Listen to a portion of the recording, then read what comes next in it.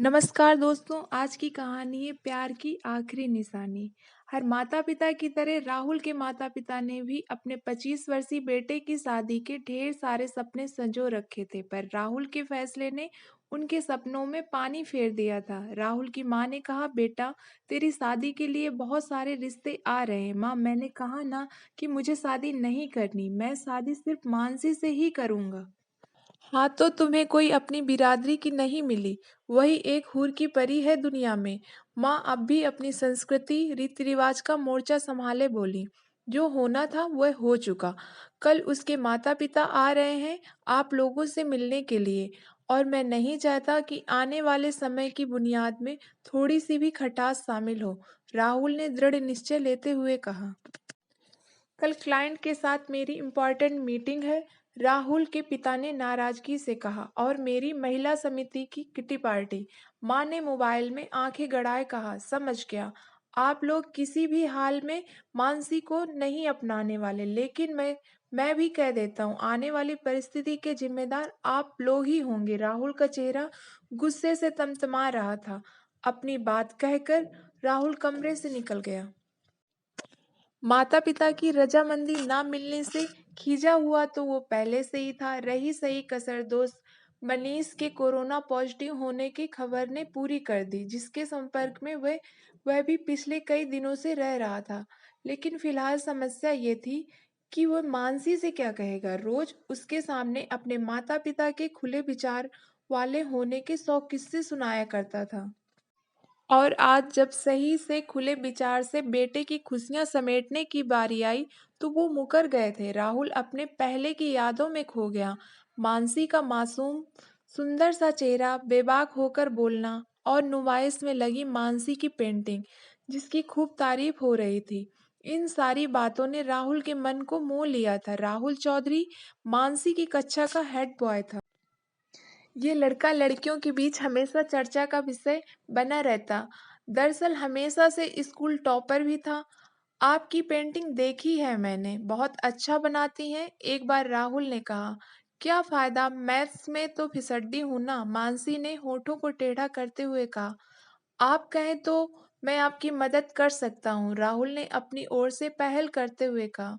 सच्ची? फिर ठीक है। मानसी लगभग उछल पड़ी थी। स्कूल का टॉपर लड़का उसकी मदद करना चाह रहा था। इससे अच्छी बात क्या हो सकती थी भला। और इस तरह धीरे धीरे दोनों का प्यार परवान चढ़ने लगा। इस समर्पण के सिलसिले को रोकने की कोशिश दोनों में से किसी ने न की। नतीजा ये निकला कि मानसी अपनी पढ़ाई भी संपन्न न कर पाई। उसे अपने गर्भवती होने का पता लग चुका। उसने राहुल को बताने में तनिक भी देरी न की।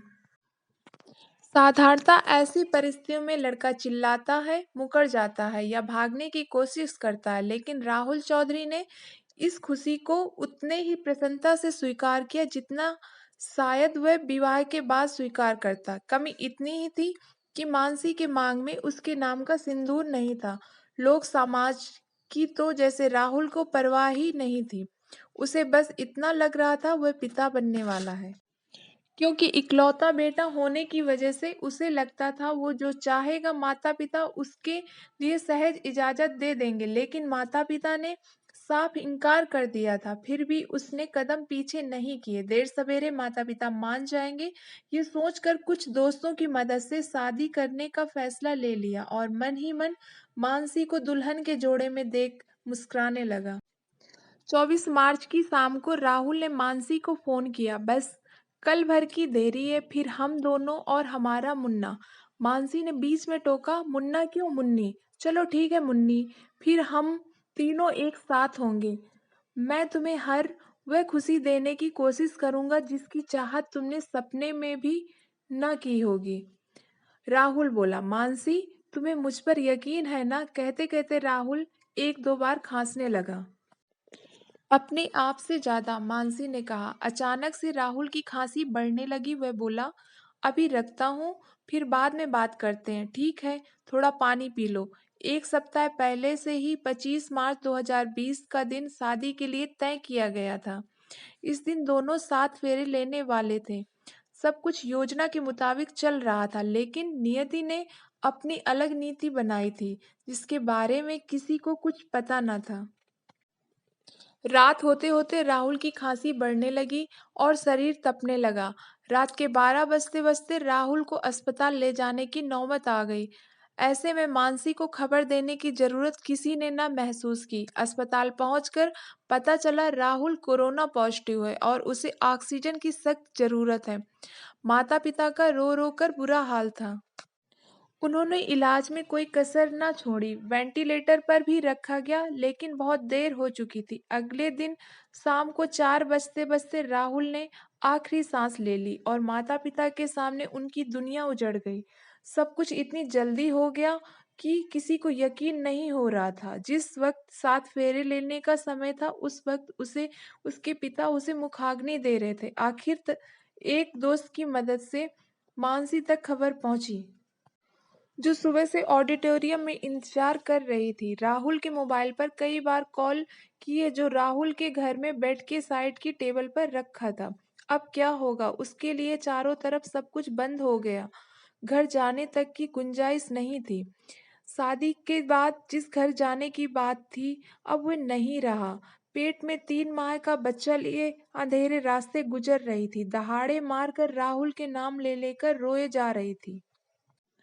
पर कोई सुनने वाला न था। पागलों की तरह अपने शरीर के कपड़े, गहने नोच-नोच कर फेंक रही थी। माता-पिता अलग नाराज थे। सुबह हुई तो माँ ने स्थिति जानकर थोड़ी सहानुभूति दिखाई। लॉकडाउन की वजह से सब कुछ बंद हो चुका था। गर्भपात कराने की भी गुंजाइश नहीं रह गई थी। ऐसे में अब उसे एक ही रास्ता सूझ रहा था, जिस रास्ते से गुजरकर वह राहुल के पास पहुंच सकती थी।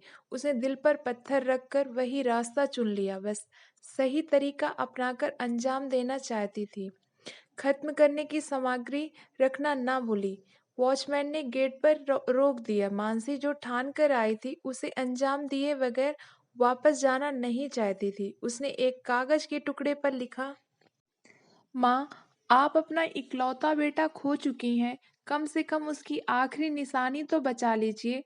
राहुल के माता-पिता, जो बेटे को खोकर अपने लिए जीने की वजह खो चुके थे, उस कागज के टुकड़े को पढ़ते ही दौड़कर बाहर आए। कहने के लिए शब्द नहीं थे। सबके आंसुओं ने अपनी-अपनी बात कही। इंदिरा देवी का जातिवाद बेटे को खोकर खामोश हो चुका था।